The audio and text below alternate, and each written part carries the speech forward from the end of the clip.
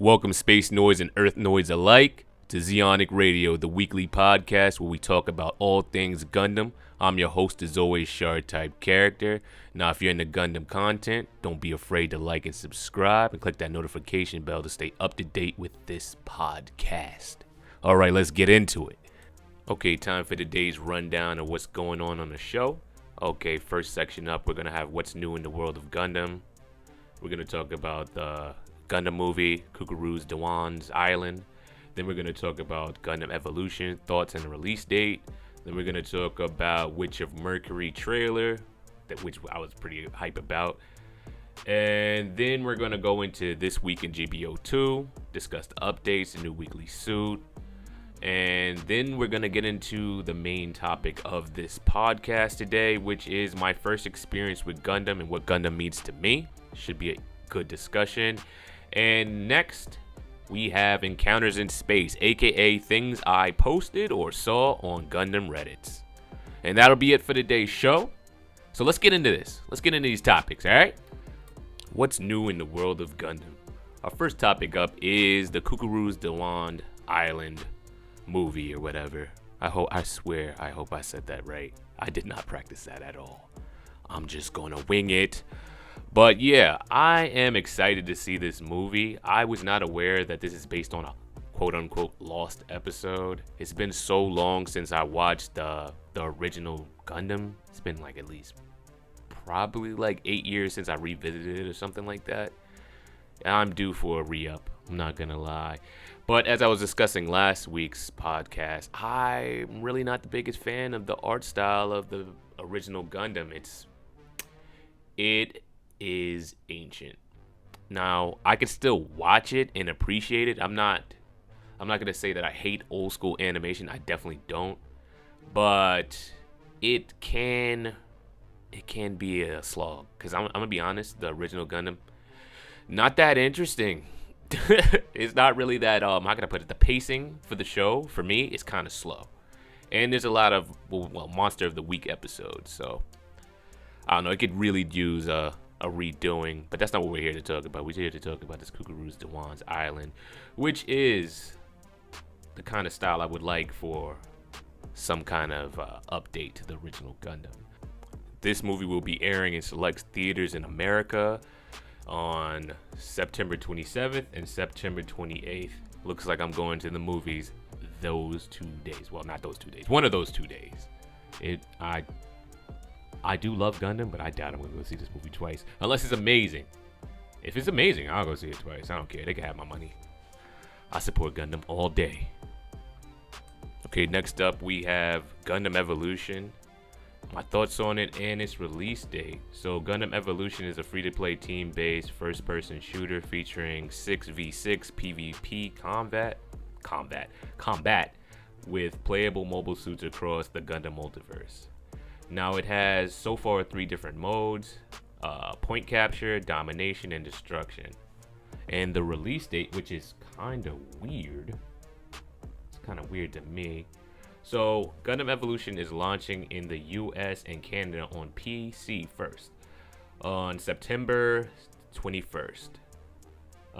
Which is a little weird that they released it on PC first, but I guess not. I'm not really a PC gamer, so I don't know if they release games early on PC, but I find it a little weird, this next part. Versions for PlayStation 4, PlayStation 5, Xbox One, and Xbox Series XS are arriving on November 30th. So the PC version comes out first, and then we get the console version in America, right? So next up, for Europe, the PC version is coming out September 22nd, so they get it a day after the American version, and then the console release for them is going to be on December 1st. Kind of weird. The PC version will also be available in Japan and Asia on September 22nd. And the console versions aren't going to be released to December 1st. Now, that's the interesting thing about this. Why are they waiting so long to release the console versions in Japan, in the country that made the game? It's a little weird. Maybe they're really just trying to focus on their overseas market with this game. I can really see that because it feels like Overwatch. So I guess I'll get into my thoughts on this game. I did get the chance to play this game when it was available for the beta. And it was fun. It was surprisingly more fun than I thought it was going to be. I've never really been a hero shooter person. I prefer my first-person shooters to be like, I don't know, like my avatar to just be a guy. So I can switch the weapons. You know, I like to be able to switch weapons. Like, I play more Warzone or Call of Duty. So I just like my dude to look cool. I don't really care about him. But this is a different type of game. So every suit has their own special abilities, special attacks, and, you know, pros and cons. It's a fun game. I'm not going to lie. I'm not going to lie at all.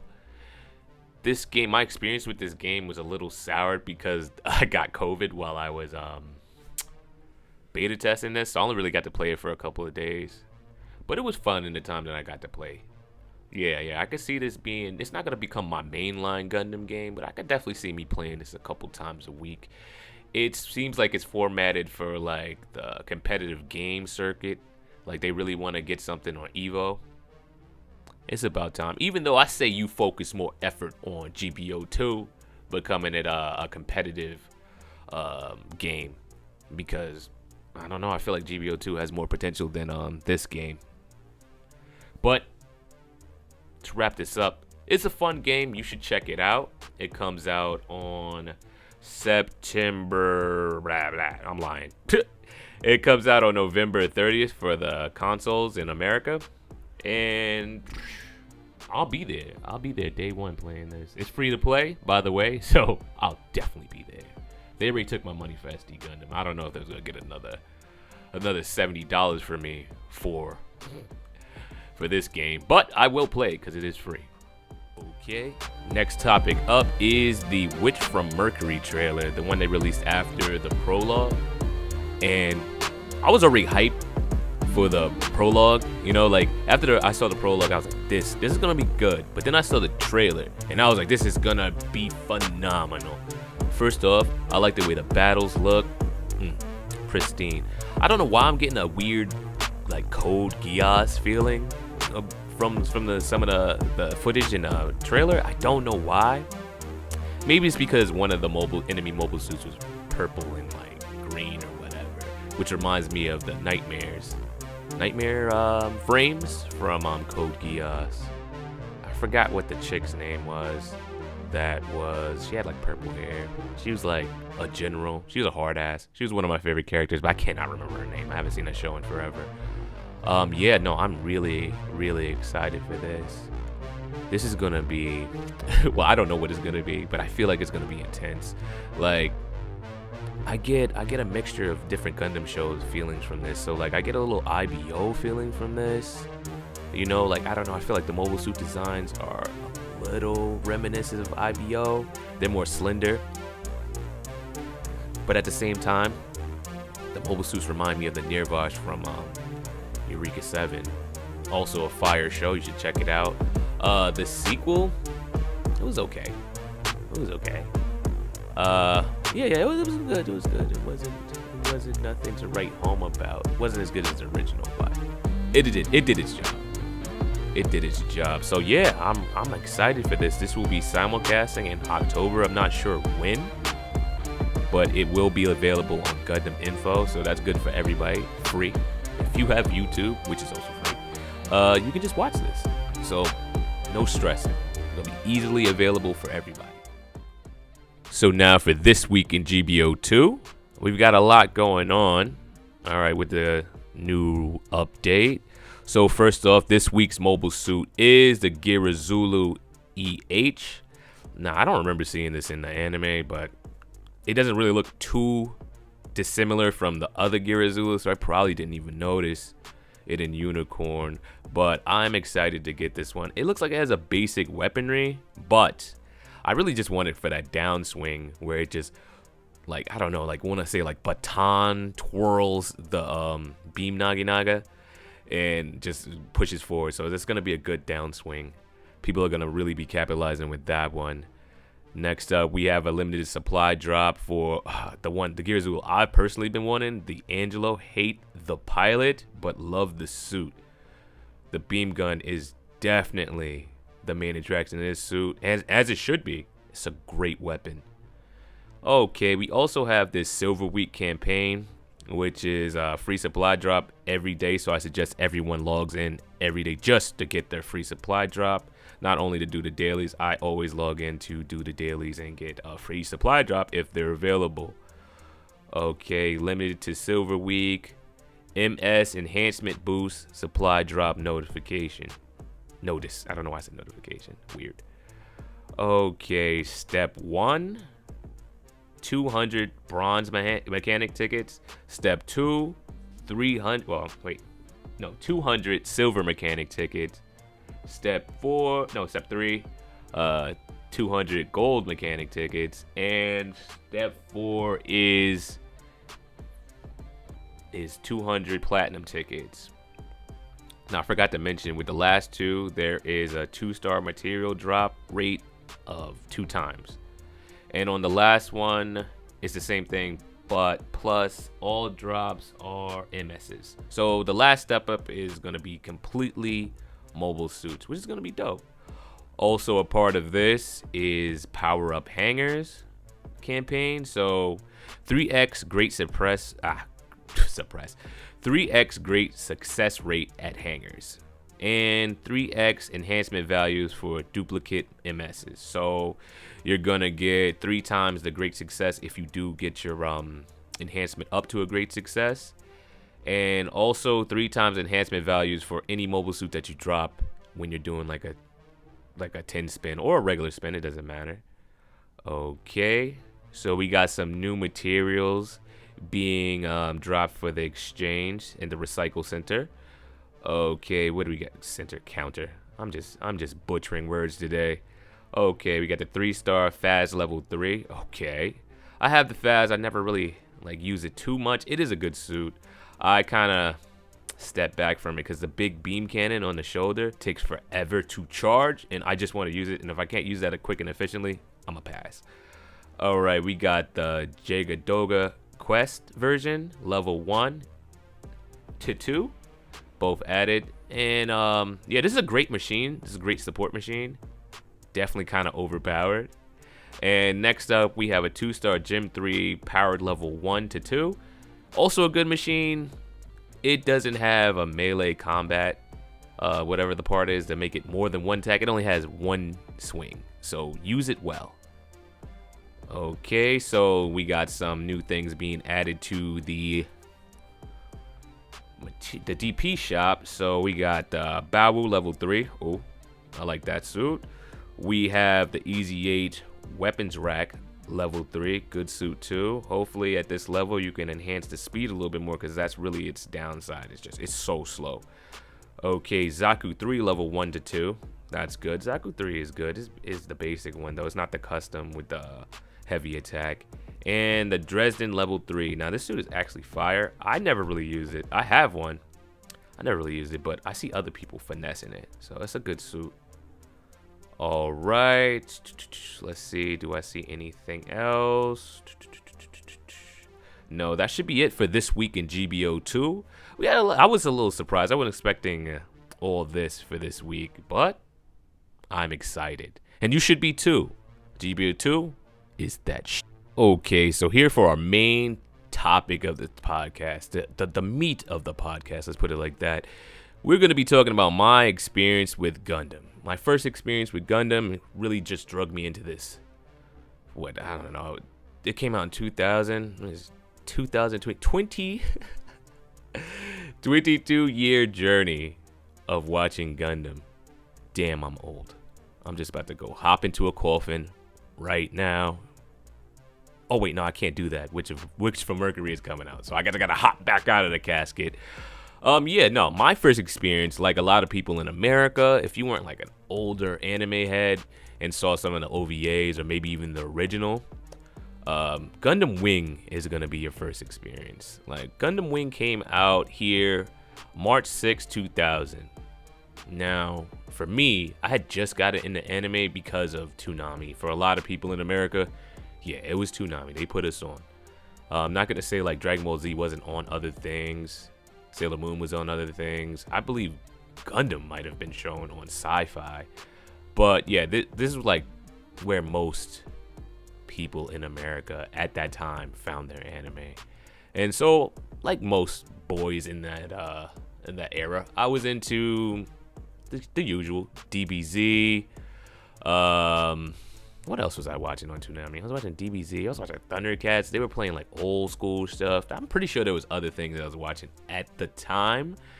But once Gundam Wing hit, it kind of like encompassed everything else, like except for Eclipse. That's what I meant. Eclipsed everything else except for DBZ, because DBZ is that shit. And if you say anything else, I'm gonna have to slap you. Anyway, now I was always into giant robots from Power Rangers. Like, that was my shit. Get into the giant robot, have a giant robot fight, dope.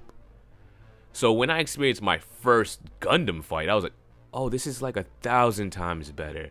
There's like actual stakes. People's lives are hanging in the balance. And Hero Yui is a dumbass. A dumbass main character. I'm sorry. The first episode did draw me in with that with him dropping in from the colonies. That scene was amazing, where he shot down I think it was some Leos. It's really like more reminiscent of the original RX-78 first re-entry, but more in a clandestine situation, because like it's disguised as like just a shuttle, but then it breaks apart and you can see the Wing Gundam in bird mode. Yeah, that's what it's called, bird mode. I want to say Wave Rider mode, but it's definitely bird mode. Yeah, that first shot, I was in love. And then it transformed. Oh, I should probably like back up a little bit. I also love Transformers. So if you combine giant robots and they also transform, I'm in love. I don't know what else to tell you. But anyway, this is like my first experience in like actually understanding the concepts of war. I knew what war was, clearly. Everybody does, but like I didn't really grasp the concept of like the people on the sidelines, you know, like the regular people, or the fact that governmental powers are greedy and just want to make money, or like low-key racist or something. This show really opened a lot of doors or thought patterns for me, things I wasn't thinking about, because of like most of the things I were watching were way more childish. You know, American animation is really handholdy. They wouldn't allow anyone to get shot in Spider-Man, nothing but laser pistols. You can't even get punched. Weird.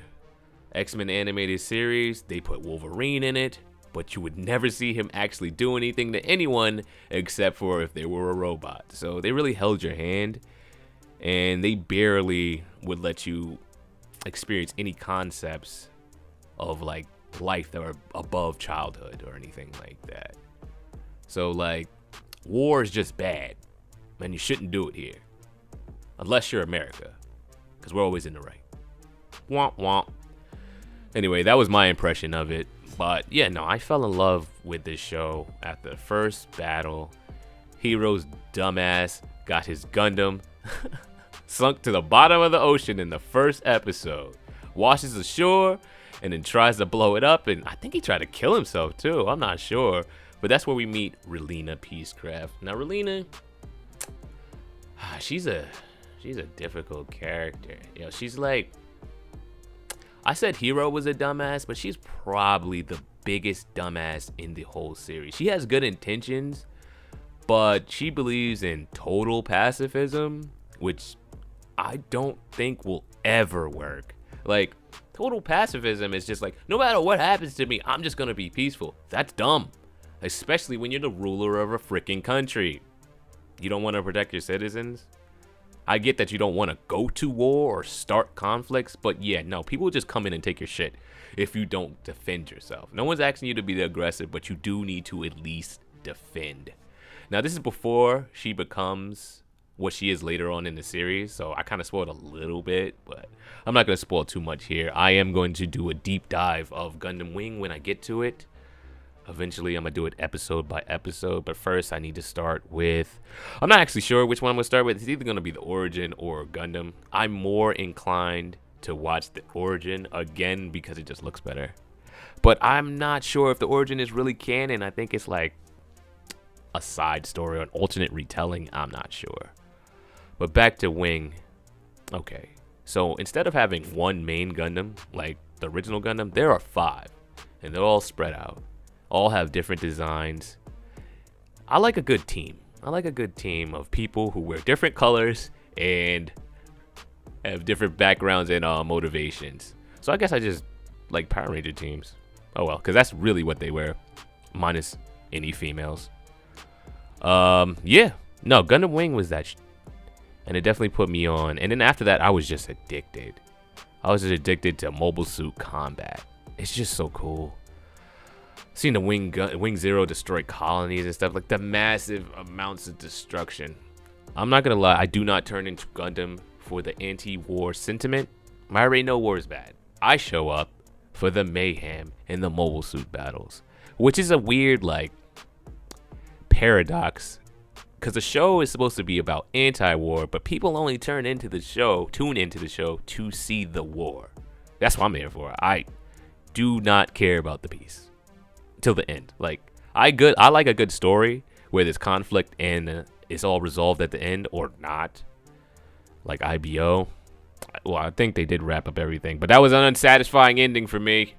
I was mad. I'm still salty about it. I'll be salty about it until I die. Fucking McGillis. Fucking dumbass. There's a lot of dumbasses in this in Gundam. Okay, so after that, I was all in. So I went to the next one to show on TV, I believe was the original Gundam, which really took a lot of wind out of my sails, because you can't go from Gundam Wing to OG Gundam. That's not even the same kind of vibe. The animation is at least like, what is that like? This came out in 95, that came out in 79. So that's like what, 25 years or something like that. My math is probably off. I just threw a number out there. That's a long period of time. And then it aired in like 2002 in America. Like it was bad. But the next one after that is my all-time favorite Gundam, G Gundam. Arguably the best Gundam series ever. You can fight me over it because my hand glows burning red. So that being said, yeah, Gundam really opened my mind to a lot of different thoughts, a lot of different cultures. Well, they're all fake cultures, but you know what I mean. Like, you got Wu Fei, he's Chinese. You got Kachira Baba Winner, who's supposed to be Middle Eastern, but he looks very white. You got Hero. Well, he doesn't really count, because Hero really has no personality outside of "I'll kill you." Until like what, Endless Waltz, then he develops like a little bit more of a personality. But not really. Who did I miss? Oh, Troa. You know, well, I don't even know what his background is. He's just, I guess you would say Troll Barton. Maybe he's like European. Yeah, he's got to be the European or American of the group. And Hero's just your Japanese protagonist, because this show was made in Japan. But yeah, the show was great. It definitely put me onto the rabbit hole of Gundam series. I've watched most of them so far. I still have a couple that I didn't finish. Like I've been watching Double Zeta for at least 8 years, and I'm still not done with it. I didn't watch Turn A Gundam. Wasn't a fan of the art style, but I will go back and watch it. I've seen most of Victory Gundam, but I believe I lost interest, or I got distracted by something else when I was watching it. I need to go back and finish that. What else haven't I seen? I did see Rika Nesta and G. I have no idea what happened in that show. The pacing in that was atrocious. Like, I watched every episode, but every time I turned on a new episode, I was like, what's happening? Who's that? What's going on? How does this work? Every single time. But I still feel like I enjoyed it. I need to go back and watch those, well, not go back, and go and watch those Rika Nesta and G movies that have been coming out. I heard they're a lot better paced. So I'm gonna re-examine those. But forever, I'm a Gundam fan because of Gundam Wing. Yeah. I hope you are too. Or if you're not, go check out some Gundam. But if you're not, I doubt that you got this far into a Gundam only podcast without liking a little bit of Gundam. Maybe you don't like Gundams, maybe you just like Zaku's. I can understand that. I do like the enemy suits. They do have a lot of drip to them. Mainly because like the main mobile suits usually they have a Gundam, then they have a mid-season upgrade, maybe a end of the season upgrade, but it's usually just the same Gundam fighting various different mobile suits. So that being said, go check out Gundam. There's a Gundam for everyone. The joint has been going for 50 years? Yeah, there's a Gundam series for everybody. I suggest After War Gundam X, low-key, one of the best. Got cut short, but still. One of my favorite Gundam shows. Check it out. Okay, so time for Encounters in Space, aka things I read on Reddit or posted on Reddit. Okay, so for today's Encounter in Space, someone posted on the Gundam Reddit. I will drop the link to the Reddit post in the description. Which Gundam protagonist makes it the furthest in this 1 year war gauntlet? So we've got Hiro Yui in the Wing Gundam. We've got Setsuna in the Exia. We have Kira Yamato in the Freedom. No, that's not the Freedom. I'm sorry. The Ale Strike Gundam. We have Mikazuki August in the... What is that? That's definitely the Barbatos, but it looks like the one with all the armor plates, not the Lupus. And then we have Amuro Ray in the original Gundam. So for the 1 year war gauntlet, let's see what the opponents are. First up, we have why can I not remember his name right now? It's not Girin. Not Makue. Garma. There we go. Garma Zabi in a Zaku 2 FS with two, it looks like two Zakus that are supporting him. I don't know what those Zakus are. They look interesting. Maybe they're Fitzhelms. Okay, next up we got Ramba Ral in the Goof, and then we have Norris. I believe Norris Packard, I believe is his name, in the Goof Custom. After that, we have the Black Tri-Stars and their signature DOMs. After that, we have an aquatic team, an Akagai, what is the blue one with the claws? I cannot remember the name of it right now. And what is that? What's the big? A Goog. And a Goog. Yeah. Is that a Zok? Yeah, I think that's a Zok. Or Zagok. And finally, well, not finally. We have the Big Zam with what's his name? Dozel. Then we got Makuve in his Gan, supported by what looks like to be some Gelgoog Marines. Next, we have Johnny Raiden in a Gelgoog Cannon, and we have Shin Matsunaga in what looks like a Gelgoog High Mobility. And then we have Lala in, what was this thing? I don't want to say the Memphis. That's not what this thing is called. What is that mobile armor that she had? It'll come to me later. In the Lala Soon mobile armor. And then we have Char Aznable in the Zeong. And the final opponent is, wow. Yeah, this final opponent might actually be a challenge for some people. I can't remember his name, but it is the Zeon pilot from Thunderbolt.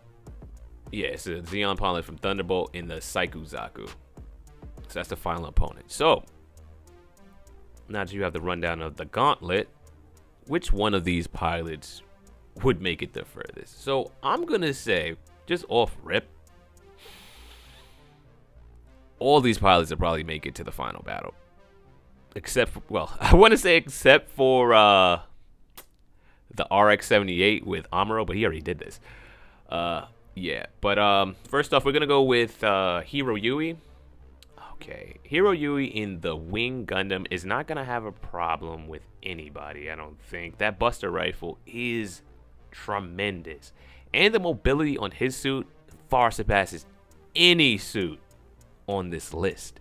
Maybe like the the new type pilots. So like maybe Lala and Char could give him a little bit of a trouble with the funnel type weapons. Like, yeah, the funnel type weapons might be an issue, but I kind of doubt that it will. I mean, he did deal with something similar with the Mercurius and the V8. I believe it is, whichever one was the red one, had some kind of funnel weapons that kind of worked as like a shield. That was about it, though. They weren't offensive weapons, even though you could like surround an enemy and like put them in like I want to say like an EMP field, but it looks more like just like they were being shocked and they couldn't move. Yeah, no problems with anybody. And the final opponent is a sniper, but I'm pretty sure that Buster rifle would just blow up wherever he was hiding. So, yeah, so Hero Yui definitely takes that one. All right, so the next pilot up would be... Okay, so this is just like, I don't even know how to put this on here. So, Setsuna versus, Setsuna and Exia versus this gauntlet. If I remember correctly, don't the Gian particles like shut down or like completely immobilize your radar, or maybe like an EMP type effect on older mobile suits? So they'd be completely outclassed too. The mobility on this one too is insane. It is a close range suit, but still, I mean, the only thing I could really see it having a problem with is maybe the Big Zam because it's big, but I doubt it. I'm pretty sure that the Gian blade could cut through anything that these guys have easily. Next up, we got Kira Jesus Yamato. So you already know the answer to that. This guy has divine plot armor. Like, nothing can kill him. Even if you like blew him up, he'd still come back with a new mobile suit. So is there really any suit that just like can challenge the Ale Strike? I doubt it. The only way that I could say any of these suits could combat this would be to prolong the battle until like the phase shift armor could run out, like the batteries could get exhausted. But I don't think any of these suits have a reactor to be able to compete with this, like to even outlast it. Okay, now next up we got Mikazuki August in this. I think this is I'm not sure which one this is. I think this is, I want to say 9th configuration of the Barbertooth, but I'm not sure. It's the one with all the heavy armor. This thing has high mobility and it's definitely good at close range, but the beam weapon, I can't remember if beam weaponry works on these suits. I think it does. I don't think that any of them are beam proof. I know they were made to combat mobile armors which use beam weaponry, so maybe it'll be good. But let's see. Let's go over the opponents. Let's see. So the first round, yeah, all Zaku's are toast. Second round, Goof and the Goof Custom toasted. The Doms. Maybe they'll have one chance when they do the what is it? The burst stream attack or whatever. When you hit them with the Gelgoog, like not the Gelgoog, the Dom flash weapon, maybe you'd be able to get some hits. But I don't even know if this thing would even do anything when it does hit. Like, would it even damage the phase shift? I'm not even talking about the phase shift. Why am I talking about phase shift? I'm talking about Barbatos. Yeah, nah, I doubt that even those heat rods would even do anything to it. Alright, so the aquatic mobile suits might have some kind of advantage over this if they can drag it into the water. I kind of forgot with the other ones. The Wing Gundam definitely works underwater. I believe the Ale Strike still works underwater. I'm not sure about the Exia, but it uses GN particles and not like traditional combustion, so I'm pretty sure it worked fine underwater. Lupus? I mean, not the Lupus, the Barbatos. I've never seen it in Aqua Combat, so I'm gonna say it loses right here. Right here. I hate to say it. 4th round is done. 4th round is done. Okay, so going back, last pilot we have up is Amuro. So like he already did this. So he beat all these people. Well, matter of fact, no, he didn't. Because some of these suits he didn't face. So first round goes to him with the Zakus. He did have trouble when he was fighting the Goof originally. But I think that's more about the pilot. Now, I would love to see Amuro go up against Norris in the Goof Custom. I kind of feel like he might have been outclassed if he had to actually fight him. But he is a new type, so maybe he would do better than Shiro did against him. Maybe. Black Tri-Stars beat them. The aquatic mobile suits, Now, I know I've seen him combat the Akugai, but I don't know about the Gog and the Zagak. I don't know. I don't know if it'd be able to beat those underwater. I need to go back. I feel like it definitely did combat these two mobile suits at some point, but I'm not sure. Big Zam, it beat it. Okay, yep. So the Gyan with Makuve, definitely beat that. Those two Gelgoog Marines, though, I'm not sure. They have high mobility. I'm not really sure if it would be outclassed or not. Okay, now this gets a little interesting. So you got Johnny Raiden with the Gelgoog cannon. You got Shin Matsunaga in a high mobility Gelgoog. Amuro might lose here. I'm not sure. These are two great aces.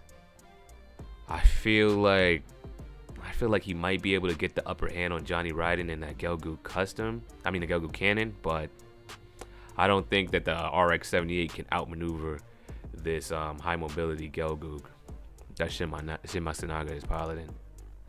Let's see. Next one, he beat this. He beat the one with Lala. He beat the Zeong, but at the cost of the Gundam. I don't think he'd be able to beat the Psycho Gundam unless he was close. I know that the Gundam's beam rifle is powerful enough to take down a battleship. So if he hit it, he'd definitely be able to take it out. But I don't know the range on this thing. And even when you do get close, it does still have a lot of mobility and a lot of weapons. So I think Amuro would not make it this far. I think he got taken out by Shin Matsunaga. But even if he did make it this far, I think he's dead. I think he's dead if he goes up against the Psycho Zaku. Let me know what you guys think in the comments. Am I right? Was I wrong? What do you think? Let me know. That's it for today's podcast. We will be back again next week and every week on Thursdays. Let me know what you guys thought about the show today in the comments. And if you have anything you'd like to discuss, also drop that in the comments. And I'll see y'all later. Peace.